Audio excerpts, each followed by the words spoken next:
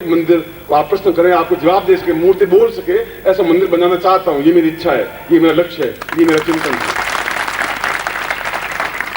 और उसके लिए शिष्यों के पास मुझे अगर जाना पड़ेगा जाऊंगा, क्योंकि वो मेरे पुत्र हैं।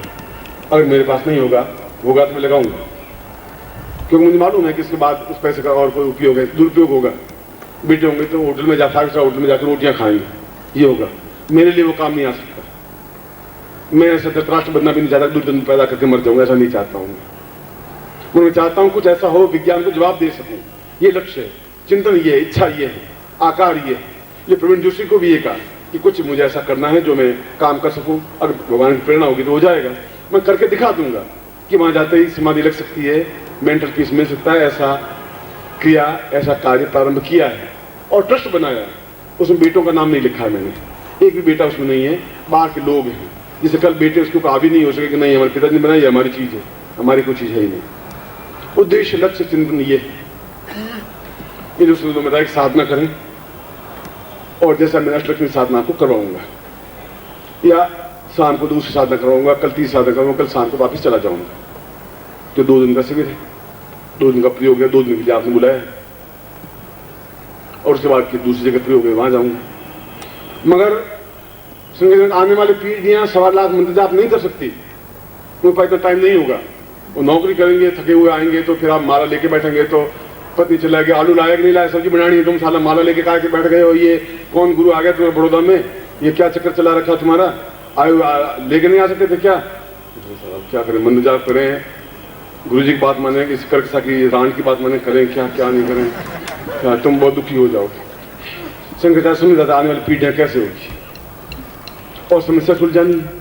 क्योंकि समस्या हमारे सामने एक नहीं है, हजारों हैं, रोज नई समस्याएं पैदा होती हैं। कुछ लोग बीमार हैं, किसी को डायबिटीज है, कोई तकलीफ में, किसी के बेटी की शादी नहीं हो रही है, कोई बेटा कपूत हो गया है, घर में लड़ाई झगड़े हैं, धन का अभाव है, समस्याएं हैं, मुकदमे चल रहे हैं, खुद में कमजोरी आ गई है, और भी सैकड़ों प्रकार की समस्याएं उनसे जूझ रहे हैं। और जूझने में मैं आपको साधना सिखाऊंगा तो आप जूझते हुए साधना नहीं कर पाएंगे। तब हम दूसरा शब्द बनाया दीक्षा। अगर वो ऐसा नहीं कर सके तो सदगुरु अपने तपस्या का अंश उसको देकर के उसका कार्य पूरा कर दे। यदि उसने हिमालय में साधना की हो, और हिमालय में साधना वो की हुई हो जो सदगुरु होता है, अर्निंग मेंबर बना हुआ हो, अपना भगवे कपड़े पहना हो, तो गुरु बनेगा। यदि आपके पास 100 रुपए नहीं है और मेरे पास 10,000 रुपए हैं, तो आपको 100 रुपए निकाल के दे सकते, आपका पर्पज सॉल्व हो गया कि ये 100 रुपए ले, तेरा काम चला ले, रोटी खा ले। और अगर तुम साधना नहीं कर पा रहे हो तो फिर दीक्षा प्राप्त करें, वो अपने तपस्या का अंश दे, और दीक्षा अंश दे करके आपको जो इच्छा है, मेरी लड़की की शादी नहीं हो रही, मैं टेंशन में हूँ, मैं बीमार हूँ, मैं टेंशन में हूँ, घर में लड़ाई झगड़ा चल रहा है, बेटी अच्छे रास्ते पर नहीं चल रही है, बेटा कपूत है, पुत्र पैदा नहीं हुआ है, मैं खुद बीमार हो गया हूँ, डायबिटीज हो गई है, और समस्याएं तो आपके जिंदगी में 15-20 समस्याएं तो होंगी ही होंगी, और उसका कोई हल निकल नहीं रहा है, कोई रास्ता नहीं निकल रहा है, कोई साइंस के पास रास्ता है ही नहीं उसका। बस वो आपको टैंकुला दे सकती है, गोलियां दे सकती है, और कोई रास्ता नहीं बचा है। ये हो सकता है कि पहले आदमी की ब्राह्मण आशीर्वाद देता है, 27 हो, 100 साल की उम्र जिए, 27 होने का मतलब है। अब 27 तो हो ही नहीं सकता, कुछ संभव है ही नहीं। 60 साल, 50 साल, 55 साल, और 70 साल के हो गए तो लोग आज से 70 साल के हो गए, जिंदा है अभी तक। आज क्या हो गया, मरे नहीं, कुछ हुआ नहीं। और भूल चुका आप 80 साल ले गए तो फोटोग्राफर आएंगे, ये अखबार वाले आएंगे, यू आर 80। हुआ क्या, जिंदा कैसे रह गए आप, अभी तक जिंदा है, सांस कैसे ले रहे हैं। बेटे दुखी, साला मरे ही नहीं, साला ये मरे तो कुछ हिस्सा तो मिले। अब वो 100 साल वाली जिंदगी चली गई, मगर बन सकते हैं दीक्षा के माध्यम से। स्वस्थ बने, जिए, और मौज के साथ जिए, और मस्ती के साथ जिए, और रोग रहित होकर के जिए, और तनाव रहित होकर के जिए, और समस्याओं को छुटकारा मिलकर के जिए। ऐसा जीवन जिए, वह जीवन है आपका। इस प्रकार की समस्याओं को दूर करने की क्रिया, जो भी आपकी समस्या है, मेरी समस्या और है, आपकी समस्या और है, आपकी समस्या और है, समस्या तो होगी। अब मैं कहूंगा तो ये मंदिर जाप कर, बेटी की शादी होनी है, 1.25 लाख मंदिर जाप कर, अब 6 महीने उसमें गए, अब वो गए तो फिर समस्या बीमारी आ गई, डायबिटीज हुई। अब डायबिटीज के लिए फिर मैं आपको दूसरी विद्या बताऊं, ये 7 बार उसमें लग गए, तो आप खत्म हो जाएंगे। न मैं मिलूंगा, ना आप मिलेंगे। इस सीधा शॉर्टकट रास्ता, होटल में गए, खाना खाया, अपना पेट भरा, आ गए, ऑल राइट। जमाना फास्ट फूड का हो गया है। तो शंकराचार्य समझ रहे थे कि सीधा कोई ऐसा गुरु मिल जाए, वो बता रहा है तुम्हारी जिंदगी के रास्ते में एक बार गुरु जरूर मिलेगा तुम्हें, अगर तुम्हें अक्ल है तो उसमें उसका पांव पकड़ लीजिए, मत छोड़िए, फिर नहीं तो वो अपने रास्ते पे चला जाएगा, तुम शमशान की ओर चले जाओगे। दोनों रास्ते अलग अलग होंगे। बुद्धि है, चिंतन है, विचार है, ज्ञान है, पूर्वजों का पुण्य है, तो गुरु का रास्ता पकड़ लोगे, हाथ पकड़ लोगे, अपना हाथ उसके हाथ में सौंप दोगे कि आप डुबो दीजिए या बचा लीजिए, जो भी आपकी इच्छा है। एक बार रिस्क लेके देख लेते हैं। रिस्क तो जिंदगी ली है, या तो गुरु ये डुबो देगा, मार देगा, खत्म कर देगा, लूट लेगा, या हम बच जाएंगे, तो इनमें से एक ही तो रास्ता होगा। और मैं अभी 25-30 साल मरने वाला हूं नहीं, ये मैं आपको और बता देता हूं, मैं आपके राम में और दूसरे लोग 100 साल के हुए नहीं हुए, मैं आपको 100 साल के बाद में जिंदा होकर भी बता दूंगा। अभी 70 साल का जिंदा हूं तो 30-35 साल कुछ बिगड़ने का मेरा है नहीं, मुझे मालूम है क्या होना है क्या नहीं होना है। तो मेरा बिगड़ने वाला नहीं तो मेरे शिष्य का भी बिगड़ने वाला नहीं होना चाहिए, वह भी तनाव रहित होना चाहिए, वह भी संपन्न होना चाहिए, वह भी सुखी होना चाहिए, उसके भी मकान होना चाहिए, धन, वैभव, यश, सम्मान, प्रतिष्ठा और पुण्य जागरण, ज्ञान, चेतना और ईश्वर का दर्शन। दो रास्ते अलग अलग हुए, आध्यात्मिक और भौतिक। भौतिक रास्ता भी आपका पूर्ण होना चाहिए, आध्यात्मिक रास्ता भी पूर्ण होना चाहिए। और हमारे पास समय कम है, उसमें से आधा दिन बीत चुका है, आज आधा दिन और रहा है, और आधे दिन में हमें बहुत तेजी के साथ चलना पड़ेगा। मैंने कहा 8 साल बाद आया हूं, आगे आपका प्यार खींचेगा, हो सकता है 6 महीने बाद आऊँ, हो सकता है 8 साल बाद आऊँ, हो सकता है 20 साल बाद आऊँ, हो सकता है आना हो नहीं हो, मैं कुछ नहीं कर सकता।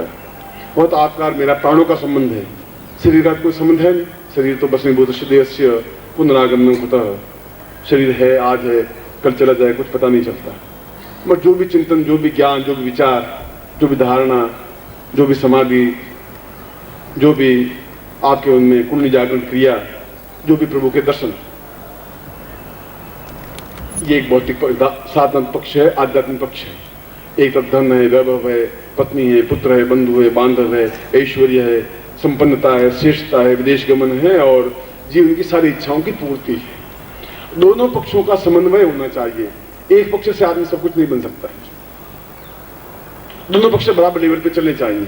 एक पक्ष में अंधा होकर दौड़ने से कोई फायदा नहीं होगा, इसलिए मैं साधना भी करवाऊंगा और मैं शक्तिपात के माध्यम से, दीक्षा के माध्यम से आपकी समस्याओं का समाधान भी करूंगा।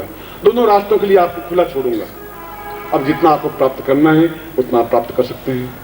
और मैंने आपको पहले बता दिया कि आपका ये चिंतन आ सकता है कि फिर आप साधना करते हैं तो आप पैसा क्यों लेते हैं, तो आ सकता है क्योंकि हमारी बुद्धि एक वैश्या है। श्रद्धा अपने आप में एक पतिव्रता स्त्री है। अब डिफरेंस है ऐसी, वैश्या किसी की नहीं हो सकती, पतिव्रता स्त्री अपने पति को ही मानेगी। श्रद्धा है तो गुरु हूं, शिव है, विष्णु है, ब्रह्मा है, देवी है, जगदम्बा है, दुर्गा है, भवानी है, सब कुछ है। और नहीं श्रद्धा है तो मार दीजिए, सीढ़ी उठा के फेंक दीजिए, मार दीजिए, आप गला पकड़ेंगे नहीं, आप वो नहीं, ये तुम क्या कर रहे हो, वो तो नहीं पकड़ेंगे। आपकी श्रद्धा कितनी लाभ उतना मिल पाएगा। इसलिए आपका एक एक पैसा उस मंदिर के लिए खर्च होगा। मेरे बेटे के लिए और मेरे मुंह में जाएगा तो गौ मांस के बराबर है, मुझे उसको नहीं चाहिए, पैसा धन चाहिए नहीं तुम्हारा, कोई आवश्यक नहीं है। पर जीवन का एक लक्ष्य होना चाहिए, जीवन का एक चिंतन होना चाहिए, जीवन का एक विचार होना चाहिए। प्रवीण जोशी ने कहा गुरुदेव बड़ौदा आइए, एक बार आप प्रवचन करिए। और मैं भारतवर्ष में नहीं जा पा रहा हूँ, नहीं जाता हूँ, केवल उद्देश्य इतना ही है कि ग्रंथ लेखन करूं, जो ज्ञान है, जो चेतना हिमालय से प्राप्त की है, उच्च कोटि के योगियों से प्राप्त की है, मैं पुस्तकों में उतारूं और जब तक भगवान ने सांस दिए लूं, और जो कुछ ज्ञान है वह कैसेट के माध्यम से, पुस्तकों के माध्यम से देकर के भगवान के चरणों में लीन हो जाऊं। ये जीवन का उद्देश्य है। और अंतिम क्षण तक अपने शिष्यों का उपयोग कर सकूं, उपकार कर सकूं, सहयोग दे सकूं, उनको पूर्णता दे सकूं, साधना दे सकूं, शक्तिपात दे सकूं, दीक्षा दे सकूं और उनकी इच्छाओं की पूर्ति कर सकूं, भौतिक और आध्यात्मिक दोनों पक्षों में। इसलिए मैं ठीक 4 बजे फिर आपके पास आऊंगा। अभी तो एक समारंभ शुभारंभ हुआ है, उसमें अष्टलक्ष्मी प्रयोग संपन्न करवाऊंगा। और जो दीक्षा लेने वाले हैं, दीक्षा लेने का मैंने आपको अर्थ समझाया। दीक्षा लेने का मतलब है कि हमारी इच्छा की तुरंत पूर्ति, आप भी जिंदा हैं, मैं भी जिंदा हूँ। और जो तो मैं रहता हूँ, दिल्ली में रहता हूँ, नजदीक है, इंडिया में रहता हूँ। यहाँ मैं पूरा संसार घूम चुका हूँ, भारतवर्ष में, पाकिस्तान जा चुका हूँ, चीन भी जा चुका हूँ, कोई देश, अफ्रीका का कोई देश बचा नहीं है। नेहरू में भी जा चुका हूँ तुम्हारे, क्यों आधे से ज्यादा हिंदुस्तान तो इंग्लैंड में बसा हुआ है, और वहां पर भी 1.5-2 लाख शिष्य होंगे, तो यही शिष्य नहीं है, मगर वो भी उतना याद करते हैं। और मैं बता रहा हूं कि मैं आपको दीक्षा दे रहा हूं, 2 महीने बाद आप रिजल्ट देखिए। ऐसा नहीं हो सकता 2 महीने बाद बच्चा पैदा हो जाए, तो 9 महीने बाद बच्चा पैदा होगा, 9 महीने बाद ही होगा, पर गर्भधारण तो हो ही जाएगा, गारंटी के साथ में, चैलेंज के साथ में। अब तुमको 2 महीने बाद बच्चा पैदा करके दिखा दो, तो प्रकृति है, प्रकृति के ढंग से चलेगी, मगर आपकी समस्याओं का समाधान हो पाएगा। मैंने आपको दोनों रास्ता बताया, और मैं नहीं बोल रहा हूँ, शंकराचार्य बोल रहा है, मैं तो उसकी व्याख्या कर रहा हूँ आपके सामने। मैं समझा रहा कि दोनों क्रियाएं हमारे लिए जरूरी है। अष्टलक्ष्मी प्रयोग जरूरी है, और ठीक 4 बजे का मतलब 4 बजे मैं आऊंगा ही, और तब तक गुरुजी मिलेंगे आपसे, आप अपनी समस्याएं बताएंगे, आप में जो दीक्षा लेना चाहेंगे वो दीक्षा लेंगे। गुरु दीक्षा का मतलब है आपका और मेरा संबंध, उसको गुरु दीक्षा कहते हैं। मैं कह दूं पार्वती बाई मेरी वाइफ है, पार्वती बाई मेरी वाइफ, उसे पार्वती बाई मेरी वाइफ नहीं बनेगी। वाइफ तब बनेगी जब अग्नि स्थापन होगी, एक ब्राह्मण होगा, उसके साथ 8 फेरे खाऊंगा, वो मंत्र पढ़ेगा, तब वो पार्वती बाई मेरी वाइफ बनेगी। फिर बच्चे पैदा होंगे तो लीगल बच्चे पैदा होंगे। आप मुझे गुरुदेव गुरुदेव कहते रहे, मैं आपको शिष्यदेव कहता रहूं, उससे तो कुछ होगा नहीं। जब आपके साथ मेरा संबंध बनेगा, वो संबंध बनने की क्रिया को दीक्षा कहते हैं, वह गुरु दीक्षा है। और समझा रहा हूं गुरु दीक्षा किसे कहते हैं, विशेष दीक्षा किसे कहते हैं, समझा रहा हूं आपको। आप चिल्लाते रहे गुरुदेव की जय हो, मैं भी चिल्ला रहा हूँ शिष्यदेव की जय हो, अब उसे पार्वती बाई की जय हो, पार्वती बाई की जय हो, उस बात में मेरी वाइफ बन नहीं सकती। वह एक संबंध है। उसके बाद आपका हाथ मेरे हाथ में, फिर आपकी जिंदगी मेरे हाथ में, फिर मेरी ड्यूटी है कि मैं आपको उस पार लगाऊं, भौतिक और आध्यात्मिक दोनों दृष्टियों से। वह गुरु दीक्षा हुई, वह विशेष दीक्षा हुई जहां अपनी समस्याओं का समाधान करते हैं। ये साधना हुई जो जीवन में आवश्यक है, जिसके माध्यम से हम प्रभु के, इष्ट के साक्षात दर्शन कर सकें। और शंकराचार्य अंत में कहते हैं कि इतना होने के बाद ही